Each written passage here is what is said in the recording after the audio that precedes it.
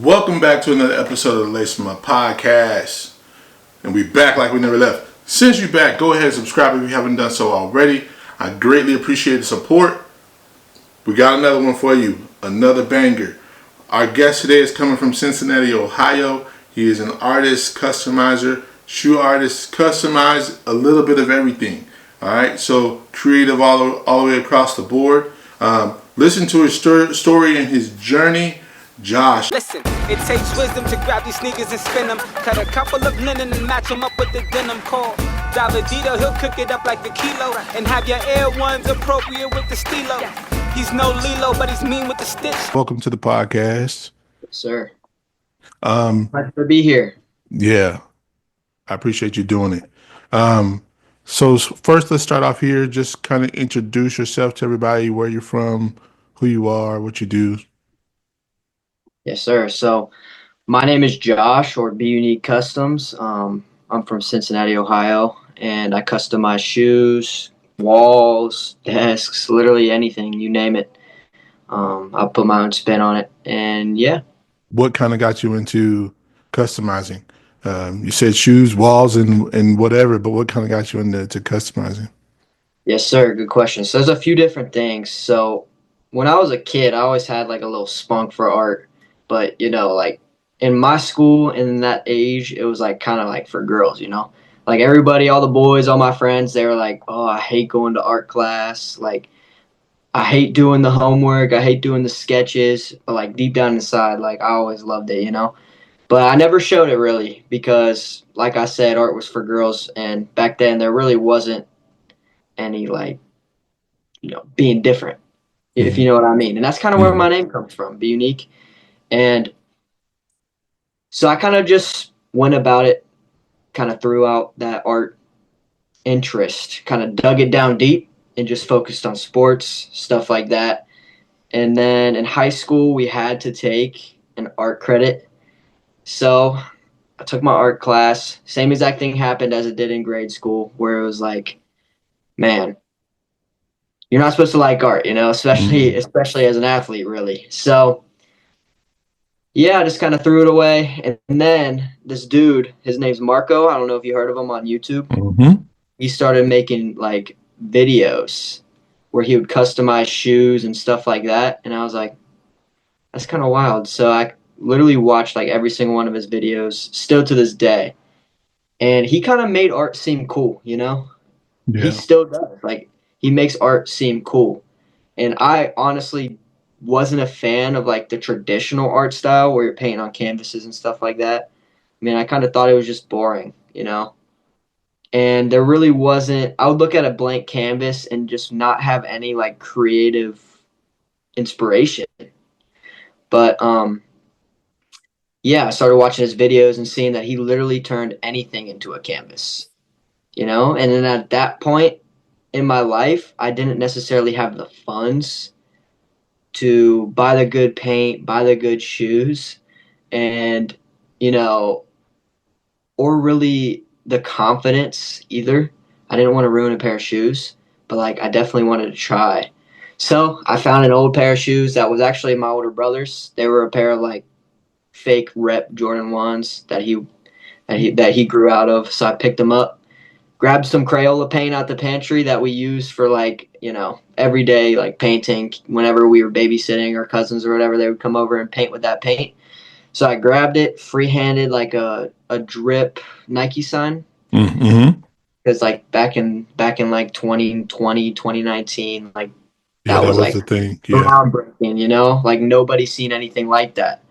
So I did that and it was pretty trash. But to be fair, I wore them to school still, like, just kind of be different, like, and then I wore them one time, and after that, I didn't have the confidence to wear them again, because they really were not good.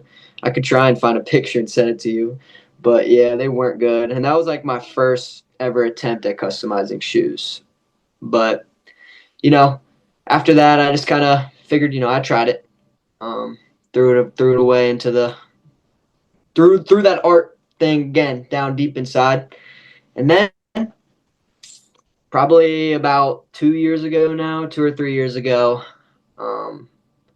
Marco started customizing other things like cars and desks, and literally made a sink. I don't know if you've seen it, but he literally made a Yeah. sink from scratch. So I was like, wow, maybe I should give this another shot. So I did the same thing, literally, but this time it was with an old Air Force One that I actually thrifted because I wasn't, I was working restaurant job. I wasn't about to buy a fresh pair of Air Force Ones. So I went to the thrift store, found a pair of old beat up ones, and this time I tried the cartoonified. I don't even know if that's the Yep. right word, but Yep. like Yep. make them look like they're in a comic book. And this one turned out a little better. Obviously, I had trash brushes, trash paint, but I posted them on my Snapchat story this time, rather than just wore them. And like the support was kind of wild. Like I had like within the first 10 minutes, like 15 people slid up on my story, and they're like, "Yo, you customize shoes? Like I need a pair. Like I want one exactly like that." And then really the rest is from there. I mean, the cartoon shoes really weren't that good either, but they were better because obviously I grew, Yeah. started, I grew in my art skills without even trying. So then I was like, you know what? If I progress this much without even really trying, imagine how much I could progress and what I could do if I actually tried and put my mind to growth. So I did. And ever since then, I never looked back. I've been customizing a pair of or a pair of shoes every single week. Or right now, I'm actually doing a motorcycle helmet. It's in my studio right now. I can bring it out, but I don't know if I want to ruin the video or not. But Yeah. yeah, like it's crazy looking back at that cartoon shoe and then looking at my most recent pair that I just finished for a YouTuber named Dizzy Dill. Yeah, it's wild. If you really put your mind to it, you can teach yourself art. Like anybody can do it. It's just if there's a will, there's a way, and I think I'm a living example of that. So yeah, there's talent involved, but really, if you put your mind to it, you can do it. Okay. So you spoke to two things that I would like you to touch a little bit more on. Yeah, One was like suppressing your urge and like for art, and talk about a little bit about what that experience was and what that feels like, and what gave you the courage to go ahead and push past it, right? And then yeah, the other thing is growth mindset. yeah. So for the urges, like it's like I said, wasn't really the norm. You wanted to be watching football in your free time, not drawing on a sketch pad or whatever. And it kind of like, I don't know, it kind of sucked, having to, not show anybody how to sketch pad because I was afraid they'd judge me like that. Like literally, I let other people's opinions on me control everything about me growing up. Like I wanted to be cool. I didn't want to be myself. I wanted to be cool, and whatever it took to be cool, I would do it. It's not like looking back at it now, I still have the same exact friends that I did growing up, and I'm out here doing art. So like, Yeah. really, what difference did it make suppressing it? Like I don't know. It's just that anxiety in your mind. You don't want them to think you're weird. So yeah, that's kind of like, and the confidence to kind of start doing art more was definitely Marco. Like seeing the support from him and hearing my friends especially say like, "Oh, I just seen this dude on YouTube. He was customizing a pair of shoes and he literally made like the craziest design. He turned a white Air Force One into a Louis Vuitton. Like it's crazy." And just hearing that and like hearing their support on Marco, and I'm like, they support Marco. Like they won't think I'm weird. They never would have in the first place. But it's just Yeah. sometimes your brain plays tricks on you. And that growth mindset, it was just like seeing like even Marco himself, like looking at his most recent videos compared to where he was when he started. Like where he was when he started, it was almost all stencil work. And now everything he does is like borderline freehand in his own style. So it's like the growth, it was just like, I wonder if I could do that. And this helmet that I'm doing right now is completely freehanded as well. So yeah. Cool. So one of the questions I typically ask is, what's your favorite shoe to customize? But I'm going to extend that question a little bit with you. What would you say is your favorite medium to customize? I still want to know what favorite shoe, but what's your favorite medium to customize? Like, what do you mean by medium? what like to paint on, right? So in a traditional art form, your medium would be canvas or paper or whatever the case may be, right? And you spoke to being outside of that box, which is something that I dealt with coming up too. So I was actually able to relate in that space. Which is wondering what's the thing that you like painting on the best shoe, of course, but then just overall. Yeah, for sure. So my favorite shoe is by far Air Force One. I mean, it's the easiest to prep, like all the little nooks and crannies that you got to tape off, like super easy to work around. And all you got to do is acetone them. Like your leather paint is literally made for that type of material. So like you rarely got to do any work with your paint. Like with fabric shoes, you got to put paint thinner in there or like Angelus Too Thin to turn the Hmm. paint to more of a dye. And like on like fabric shoes, there's not as much room for mistakes, like because like it's literally embedded into the fabric. Yeah. Like if you want to like paint over with white, the white's not going to match. So that's always tedious. And like with Air Force Ones, you go outside the lines a little bit, no worries, just go over it with white, it'll match. So definitely Air Force Ones by far. And my favorite medium to paint on is honestly it can be literally anything that you wouldn't expect paint to be on. Like, and another reason why I love doing that so much is because like working a minimum wage job, you don't have money to buy decorations for your room or your studio or whatever you got going on, wherever you spend most time on. So why not make your own decorations, Like why not paint a wall? Like why not paint a desk? Like you could have a raggedy old desk that has a bunch of chips in it, paint it up, make it look brand new, but better than it was brand new. So really just anything, like anything but a canvas, honestly. And canvases are cool sometimes, but because like you can paint on a canvas, hang it up in your room like a poster, but like it doesn't have the same effect as like having an old statue and putting your own spin on it and people being like, "Where'd you get this?" Like, sorry, Yeah. you're not gonna find it anywhere. It's custom. Yeah. So what inspires your art, right? Like is there a theme that you have that you're focused on? Is it like I saw this when I was walking outside today or when I was doing X, Y, and Z and this is like what inspires your art? Yeah, dude, that's another great question. So I always struggled to find that. I usually started off just looking at Google and copying, tracing whatever was on Google. But now I can look at a picture and put my own spin on that picture. So like I like looking at portraits of people and then turning those people into a cartoon in my style.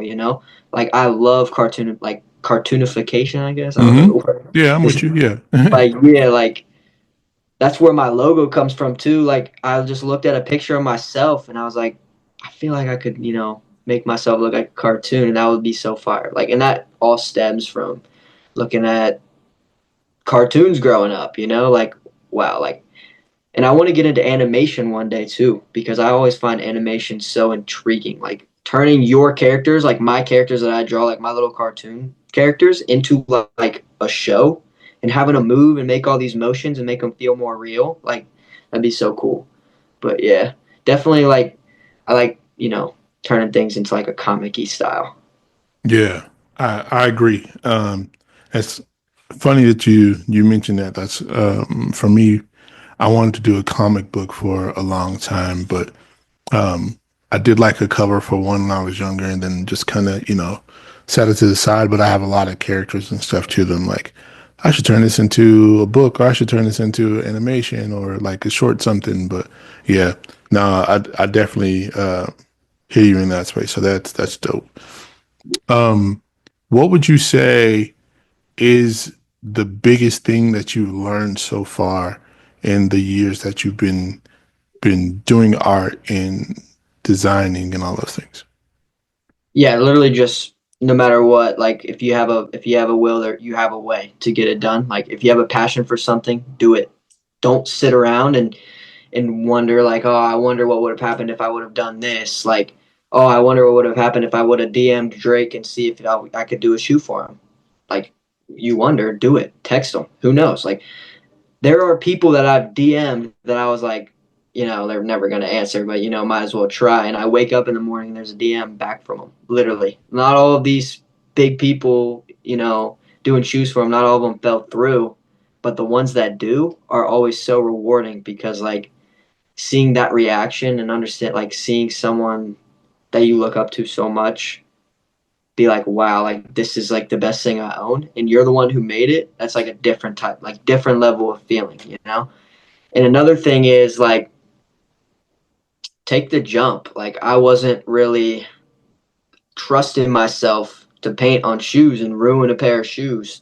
Shoes are expensive, but I took a jump and, figured it out and understand, like, mistakes happen, it's Yeah. no matter how good you are, no matter how good of an artist you are, no matter how, like, whatever, what's the word, like, achieved Yeah. or whatever. Yeah. Accomplished. Yeah. I'm with you. Accomplished. Yeah, that's the Yeah. word. No matter how accomplished of an artist you are, you're gonna make a mistake. Like, it doesn't matter. Like, it's just about how you improvise around that mistake rather than throw away the thing because there's a little messed up splotch of paint. Just improvise around it or cover it. Yeah. Start over. Yeah. No, I hear you. That's one of the things that I always say is creating is problem solving. Right? There's so many obstacles and little things and that you got to fix or change or tweak or whatever the case may be when you're trying to create something to get this vision that's in your head, onto whatever canvas. So this episode is sponsored by Davidito Designs.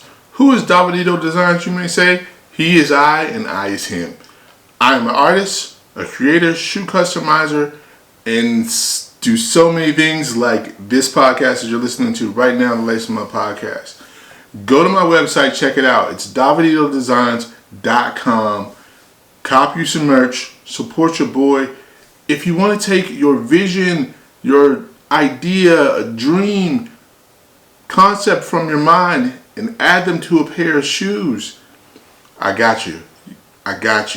Go ahead and fill out the description there, what you're looking at doing, what shoes you want to use.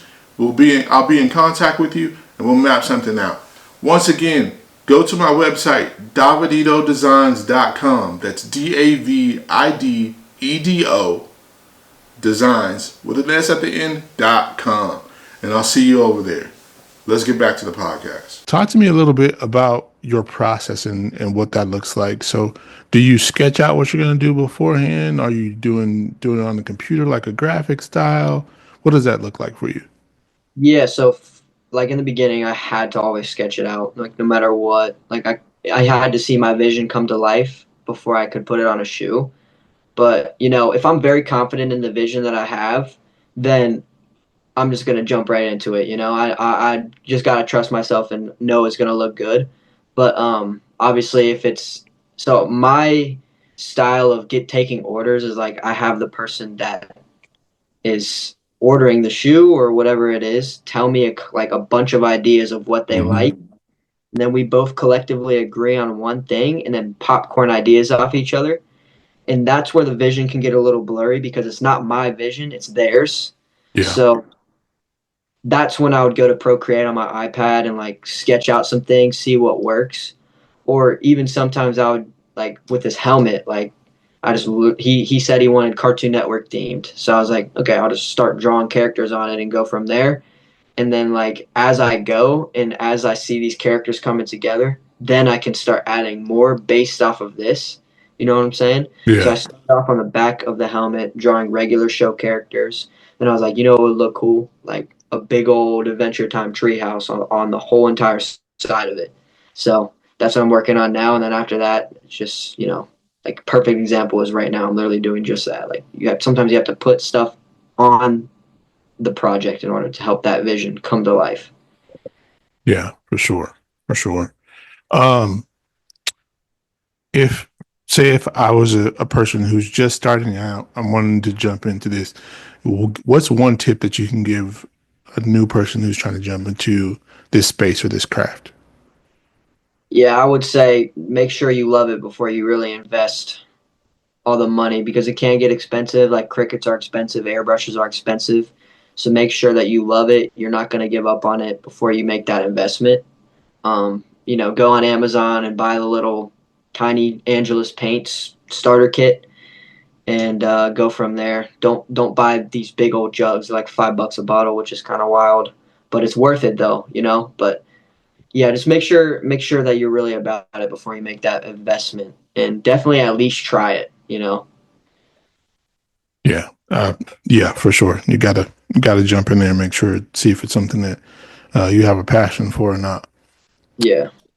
Okay, so you said you've been doing this for a few years. Yeah. This question may be easy, may be hard for you. Give me your top 5 shoes that you've designed, right, or done. Yeah. And since you also like doing other stuff, give me your top 3 in that space of something that's not a shoe. Yeah. So probably so I did a Naruto Akatsuki shoe where I made the Nike sign look like that little Akatsuki cloud. The Cincinnati Bengals shoe that I did, I was even impressed by myself on that one. I was like, wow, I didn't know I was capable of all this. But that one was actually for kind of an internet celebrity in a way. His name's That One Mailman. He's mainly local. Everybody in Cincinnati knows who he is, but yeah, that one was huge. That was another person that he has like 1 million followers, so I was like, he's not gonna answer, but you never know. So I DM'd him and he answered back, and we made it happen. Definitely. So the third one definitely isn't my best shoe I've done, but it's just like the most meaningful for sure, because it was like the first big name I ever done. It was the first shoe I did for a YouTuber named Dizzy Dill. Okay. And looking back at the shoe, it was kind of rough, but it's just that value that it has to me, like Yeah. just feeling that rush of having someone you look up to really like the shoe that you made. And like from an outside like from someone looking outside in on the shoe, they probably would think it was pretty good, but looking back at it being one of my first shoes wasn't great. And then I did a Cobra Kai themed shoe for another kind of notable person. That one was nice. I mean, I completely free-handed it in like 3 days because I had like a thin deadline for it. So I just like locked myself in, and this is a shoe that would normally take me like 2 weeks. I mean, I had to do like all these intricate little logos, and I free-handed it all, and it was wild. And it's crazy what you can really do when you put your mind to it. Like we Yeah. talked about earlier. Like I did that 2 weeks of work in 3 days. The number one, this one's tough.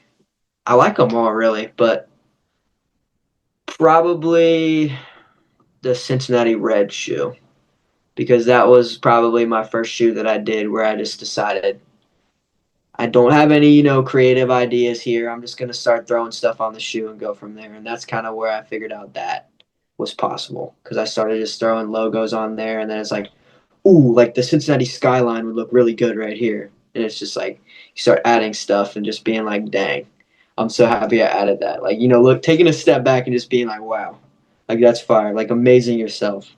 So yeah, probably that was probably number one. And then for the other objects, I really liked my PS5 that I did. I have it right here. Hold on, let me grab it. It's a little dusty. All right. So yeah, this is probably the first thing that I did for myself. So, oh, it's blurry. Yeah, it's taking it as a background. Yeah, let me see if I can get rid of the background. Oh, there we go. Hmm. So that's all Okay. free-handed right there. And then here's the other side of the PS5. See if they can go in. Yep, it's blurry again. There you go. Oh. Come on. Maybe it's my fingers. Nah, it's just because Yeah. the thing is blurry. Yeah. Oh, okay. It's not. Okay, yeah. Well, we tried.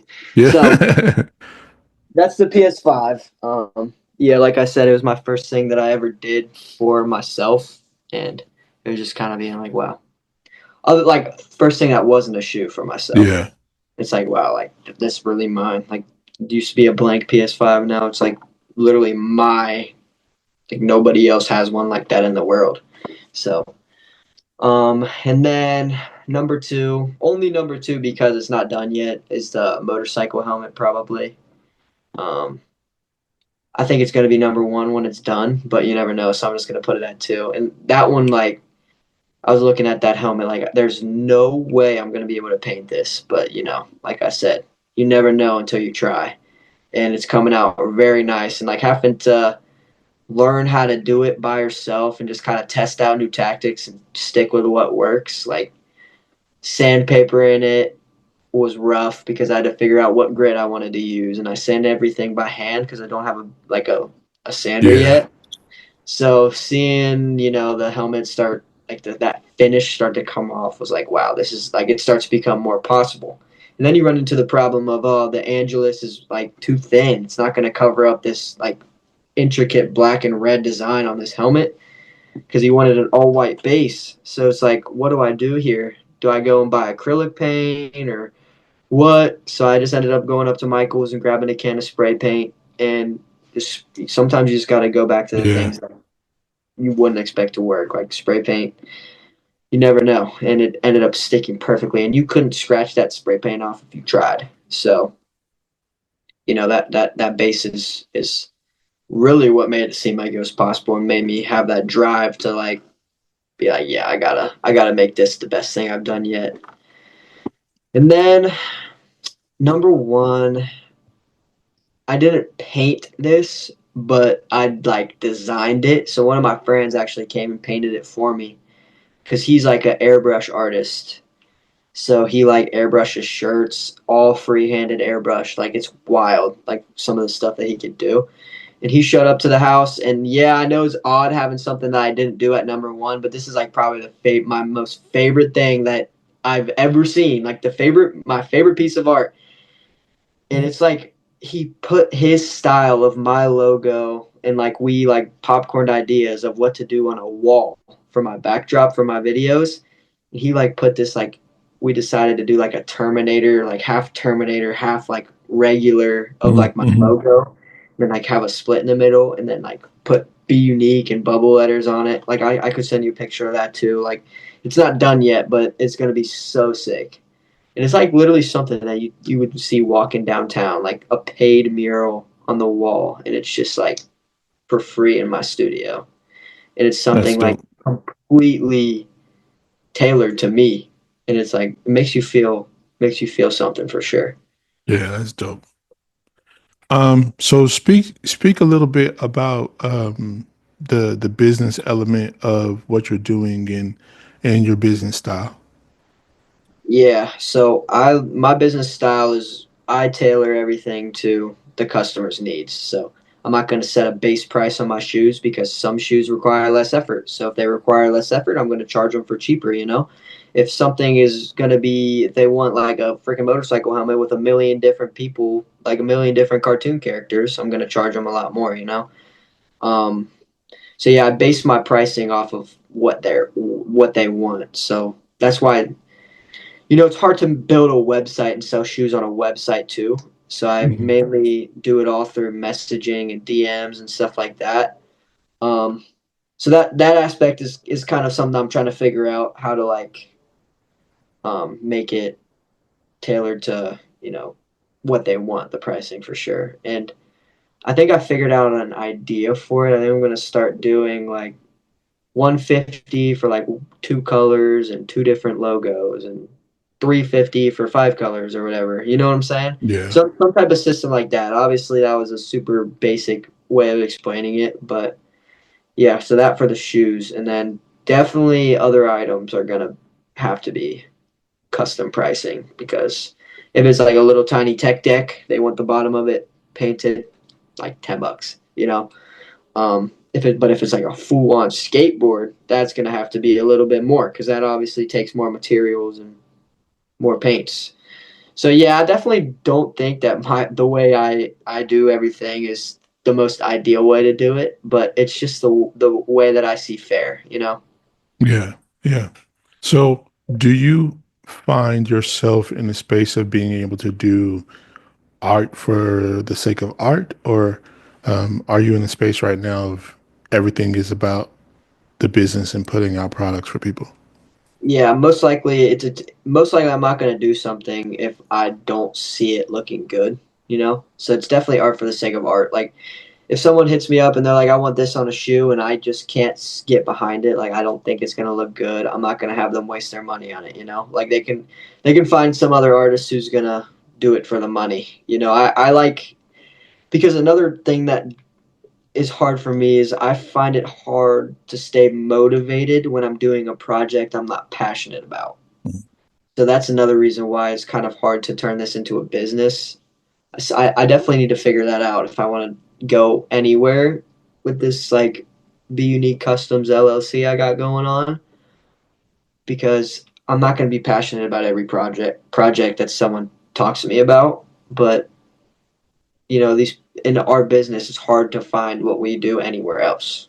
You know, Yeah, so it's definitely something that I'm going to have to maneuver around. But yeah, right now it's art for the sake of art all day. dope, dope. I like it because there's a lot of people that struggle between that.